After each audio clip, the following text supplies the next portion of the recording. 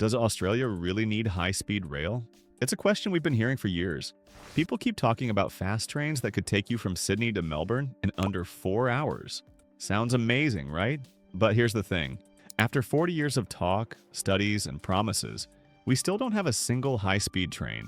High-speed train. High-speed rail line. High-speed rail line. High-speed rail line. We won't be fobbed off with the promise of delivering this infrastructure at a later stage that may never eventuate. We can't afford to keep building infrastructure that services the east at the expense of the west. Parramatta will deliver a return on investment to the taxpayer. Every few years, a new government brings it up. They say it'll be faster, greener, and better for the country.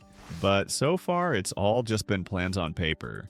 So in this video, we're going to look at the full picture. How much it might cost, what benefits it could bring, the problems in the way, and whether it's actually worth doing. Is this a smart move for Australia's future or just another big idea that never gets built? Let's break it down. High-speed rail in Australia isn't a new idea. In fact, we've been talking about it for over 40 years. Every few years, a new study comes out or a politician announces a plan. But so far, no train. That changed a bit in 2023 when the federal government set up the High-Speed Rail Authority, also called the HSRA. Their job is to finally make this dream a reality, starting small and building up over time. The first stage? A fast train between Sydney and Newcastle. Right now, that trip takes about 2.5 hours by regular train. The goal with high-speed rail is to cut it down to around 1 hour. After that, the plan is to extend the line all the way from Brisbane to Melbourne, stopping at places like the Central Coast, Canberra, and maybe more along the way. The government has put $500 million towards planning and buying land for the project, but the full cost just for Sydney to Newcastle is expected to be over $30 billion, and that's just one section.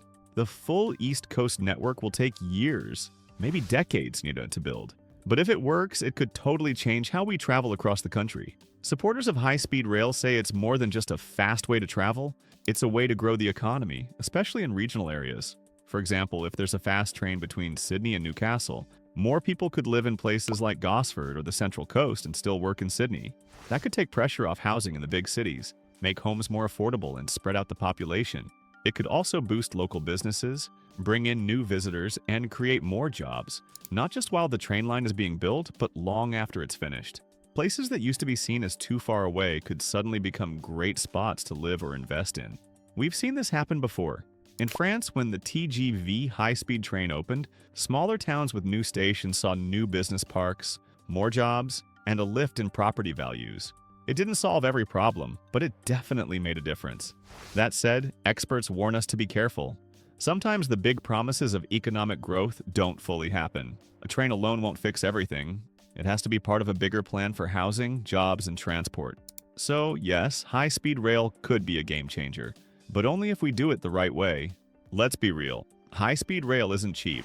Just building the Sydney to Newcastle line is expected to cost over $30 billion.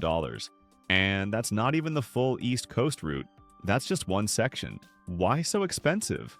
Well, first off, we'd need brand new tracks, not just upgrades to the ones we already have. These special tracks need to be perfectly smooth and straight, which means tunnels through mountains, bridges over rivers, and buying land from private owners.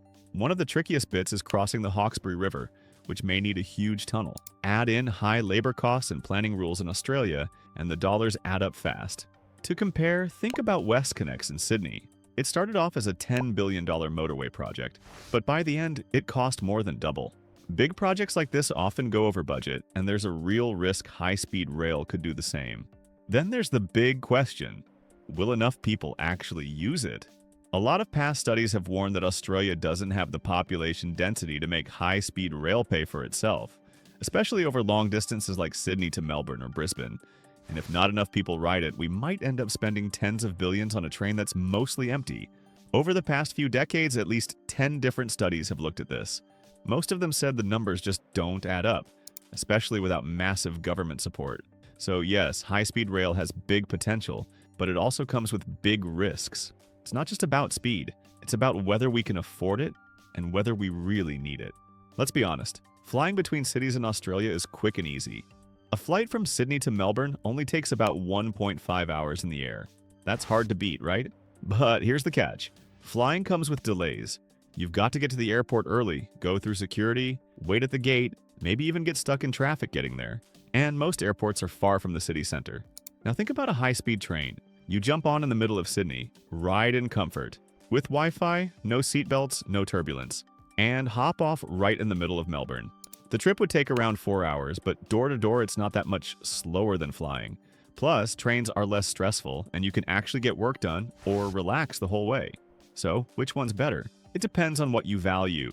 Speed in the air or comfort and convenience on the ground. Still, with cheap airfares and dozens of daily flights, high-speed rail would need to be pretty special and affordable to get Aussies to switch. Most Aussies actually like the idea of high-speed rail. In fact, some polls say more than 80% of people support it. They love the sound of faster travel, less traffic, and more options outside the big cities. But here's the catch. A lot of people are also skeptical. Why? Because we've heard it all before. Every few years, a government brings up high-speed rail. They make big promises before the election, and then nothing. No train, no tracks. Just another study or committee. There's also the problem of who's actually in charge.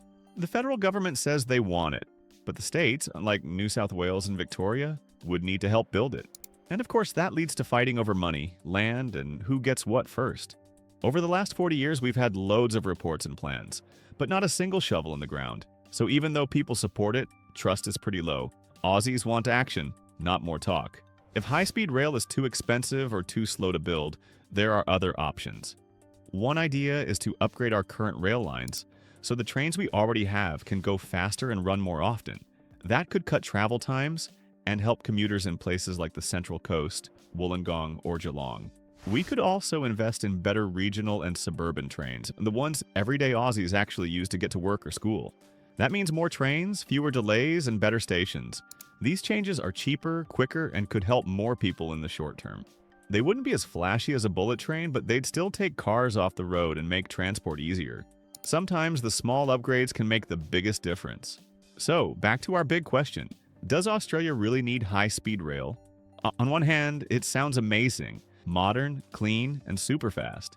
It could bring new jobs, support regional towns, and give Aussies a new way to travel without planes or traffic. On the other hand, it's crazy expensive. Just one short section could cost over $30 billion, and it'll take decades to finish. There's no guarantee enough people would ride it, and no promise it would pay off. Some say it's the kind of bold, nation-building project Australia needs. Others say it's a white elephant, a shiny dream that'll never really work here. The truth? It depends how we build it, and whether we do it right. So now it's your turn. What do you think? Is high-speed rail the future of Australia, or just a very expensive dream? Let us know in the comments. Would you ride the train, or just stick with the plane?